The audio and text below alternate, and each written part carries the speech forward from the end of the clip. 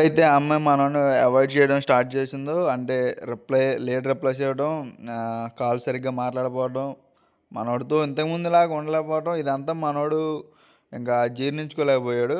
ఇంకా అలా అలా అలా చాలా రాంగ్ డిసిషన్ తీసుకున్నాడు.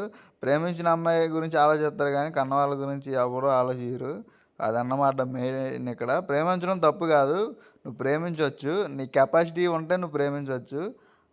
ఎలా అంటే ఇప్పుడు డైరెక్ట్ నువ్వు అమ్మాయిని ప్రేమించావంటే వాళ్ళ ఇంట్లో డైరెక్ట్గా వెళ్ళి మాట్లాడగల కెపాసిటీ ఉంటేనే లవ్ చేయాలి.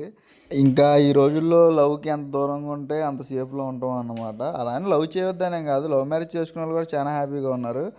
మా అక్క కూడా చేసుకుంది అన్నమాట, మా పెద్దనాన్న వాళ్ళ అమ్మాయి. తను అయితే చాలా హ్యాపీగా ఉంటుంది అన్నమాట. మా బావ వాళ్ళు లవ్ మ్యారేజ్ చేసుకున్నారు. సో వాళ్ళు కూడా విజయవాడలో జాబ్ చేస్తూ వాళ్ళ లైఫ్ని వాళ్ళు లీడ్ చేసుకుంటున్నారు. సో అది అండర్స్టాండింగ్ కూడా ఒక మెయిన్ ఇంపార్టెంట్ రోల్ అన్నమాట. నేనైతే మనోడు ఒకటే చెప్పాను, నువ్వు ప్రపోజ్ చేసినప్పుడు తను రిజెక్ట్ చేయలేదంటే నీ మీద ఎంతో కొంత ఇష్టం ఉండే ఉంటుంది. అలానే యాక్సెప్ట్ చేయలేదంటే నీ మీద నమ్మకం కూడా లేకుండా ఉండొచ్చు. ఎందుకంటే తను నీతో ఉంటే లైఫ్ సెక్యూర్గా ఉండదని ఫస్ట్ తను ఫీల్ అవ్వాలి కదా. సో అదన్నమాట. మనోడు ఇలాంటివి ఏం ఆలోచించకుండా వెళ్ళి ప్రపోజ్ చేస్తే ఏ అమ్మాయి అయినా ఎలా యాక్సెప్ట్ చేస్తే మీరే చెప్పండి.